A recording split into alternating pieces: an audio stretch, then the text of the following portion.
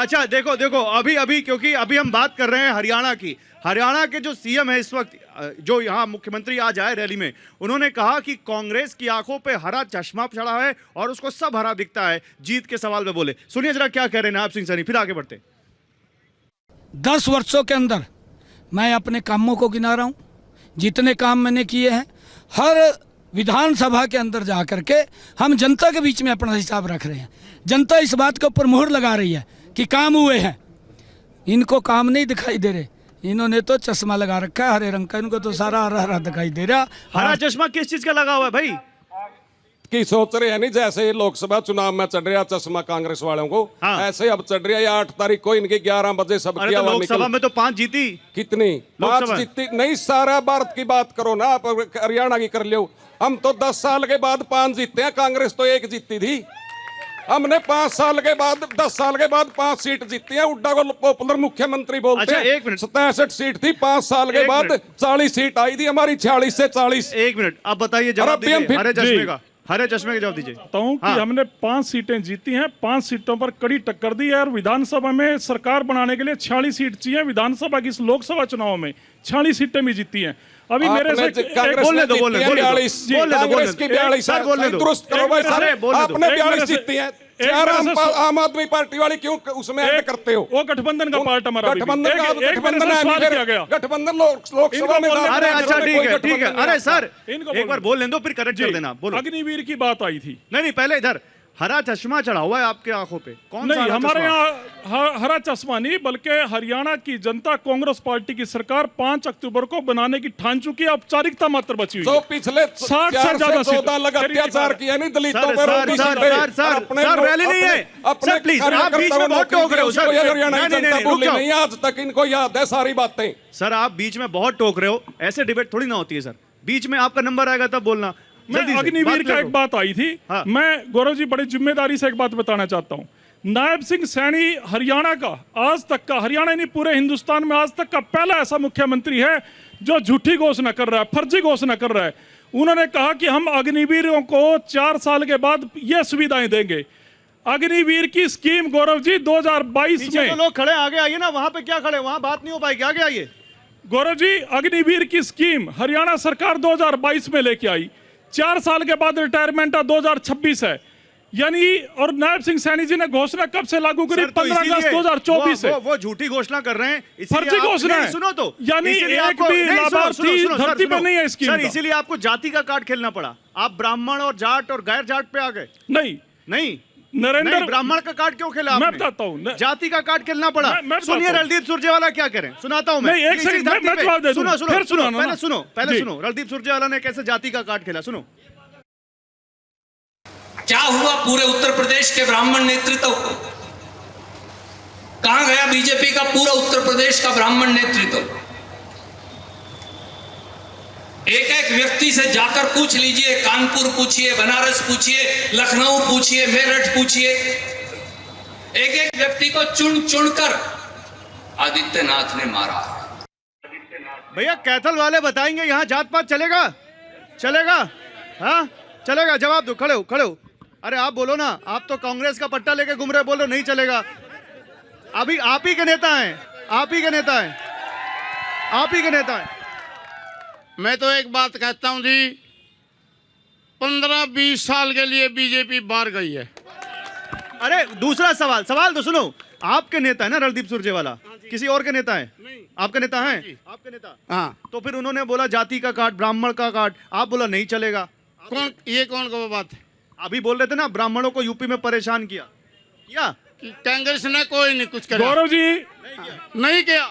चलो ठीक है। गौरव जी क्या बोल रहे हैं? मैं बताता हूं। रुक जाओ सर, अभी नहीं बताओ, रुक जाओ, बोलो क्या बोल रहे? ये वीडियो पूरी दिखाओ, इसमें मनोहर लाल खट्टर के लिए बोला गया। Very good, very good. इसने उन्हें बोला था कि हम तुम्हारे गर्दन काट। सीएम योगी को लेकर कहा उन्होंने कि उन्होंने यूपी में ब्राह्मणों को परेशान किया। जी के लिए सीएम योगी के लिए। मनोहर आपने देखा ही नहीं वीडियो, फिर इसका मतलब और कोई बोलेगा अभी? इधर इधर आपका हो गया, और कोई इधर बोलेगा? खड़े हो, मैं आ रहा हूँ। ये भाई सब पहले बोल रहे कि अग्निवीर है नायब सैनी। इनसे कांग्रेस में पूछो कितने अग्निवीर पैदा कर दिए उड्डा ने। इनके मेरे को नहीं सारे बत्ते काट दिए। किसने? इसने उड्डा ने सुरजाला और मुख्यमंत्री सीट मिलती हो नहीं।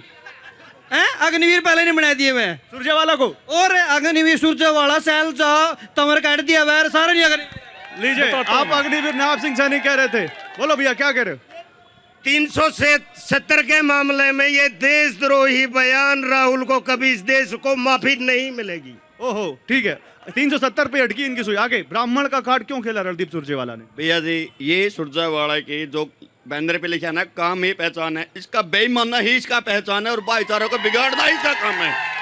और इसने समाज के अंदर कैथल शहर के अंदर क्या इन लोगों ने इस बात की अपनी नीति बना रखी है, भाई पहले मेरा बाप फिर मैं अब मेरा लड़का, क्या इस शहर के अंदर कोई युवा लड़का नहीं है?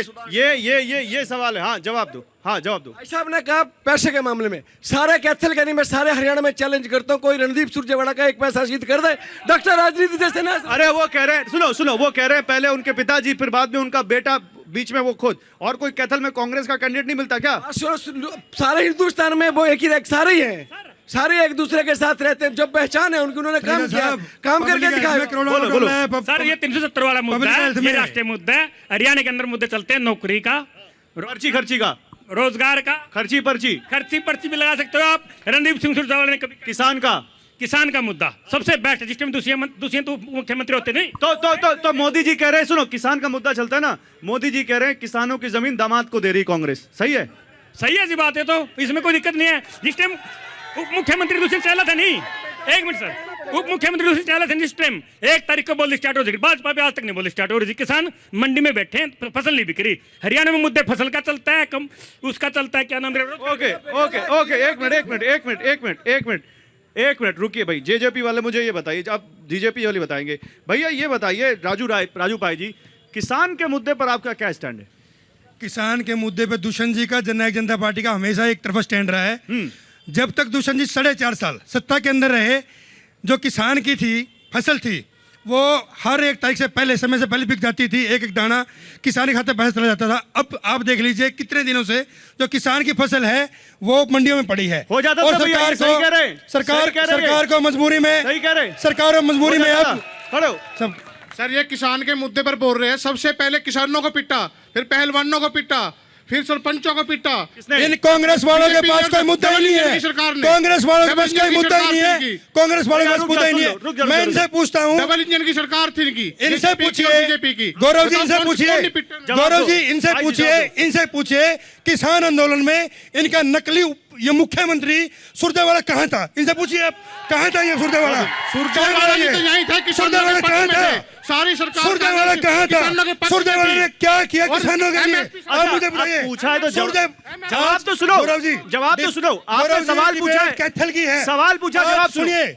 सवाल पूछा, जवाब सुनो, सवाल पूछा, जवाब सुनो। नहीं सुनिए, आपने सवाल मेरी पूछा। आपसे एक रिक्वेस्ट है सर, डबल इंजन की सरकार ने हमेशा जात पाति की राजनीति करी है, कभी दलितों का भला नहीं करा। और ब्राह्मणों का नाम तो सुरजेवाला ले रहे। सर सबसे पहले सुनो, इनकी ब्राह्मणों का नाम सुरजेवाला लिए कि नहीं लिए? सर ये बीजेपी भी लेती है, बीजेपी कौन सी लेती है? तो दोनों कर रहे ना, दोनों कर रहे हैं। तो आप बोलो ना कि सब कर रहे हैं। नहीं सर, सबसे पहले ये बताओ, इन्होंने किसानों की बात करी कि भला नहीं, अभी जात पात की बात हुई, अभी जात पात, किसानों को पिटा। गौरव